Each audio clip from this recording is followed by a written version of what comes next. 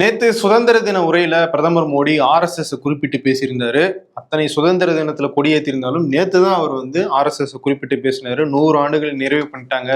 ஆர்எஸ்எஸ்ல இருக்கிறவங்க எல்லாம் நாட்டுக்காக பல சேவைகளை செஞ்சிருக்காங்க அப்படிலாம் பேசினாரு. அரசு இல்லாத ஒரு அமைப்பு 100 ஆண்டுகளாக நாட்டுக்கு சேவை செய்யுதுன்னா அது ஆர்எஸ்எஸ் தான் அப்படின்னு ரொம்ப பெருமையா புகழ்ந்து பேசியிருந்தாரு.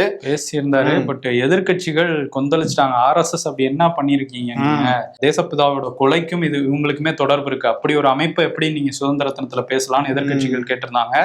குறிப்பா முத்தரசன் அவர் என்ன சொல்றாரு அப்படின்னா, கம்யூனிஸ்ட் தலைவர், அவரு மதம் சாதியால பிளவுபடுத்துற ஒரு அமைப்பு தான் ஆர்எஸ்எஸ். அவங்க சுதந்திரத்துக்காக ஒரு இன்ச்சு கூட அவங்க போராடினது இல்லை. அவங்கள போய் இவர் சுதந்திர தினத்துல பேசியிருக்கிறது கண்டனத்துக்குரியதுன்னு இருக்காரு. சிபிஎம்மோட மாநில செயலாளர் சண்முகம் அவரும் இதை கண்டிச்சிருக்கிறாரு. அவர் என்ன சொல்றாருன்னா, எள்ளோட முனையளவு கூட இவங்க சுதந்திர போராட்டத்துல கலந்துக்கல. அது மட்டும் இல்லாம பிரிட்டிஷுக்கு சுதந்திர போராட்ட தியாகிகளை காட்டி கொடுத்து இவங்க பென்ஷன் வாங்கிட்டு இருந்தாங்க பிரிட்டிஷ் கிட்டே. இவங்க எல்லாம் சுதந்திர போராட்டத்தை பத்தி என்ன பண்ணிருக்காங்க, எதுக்கு இதை பத்தி பேசுறாரு? புல்புல் பறவையில பறந்துருக்காங்கப்பா.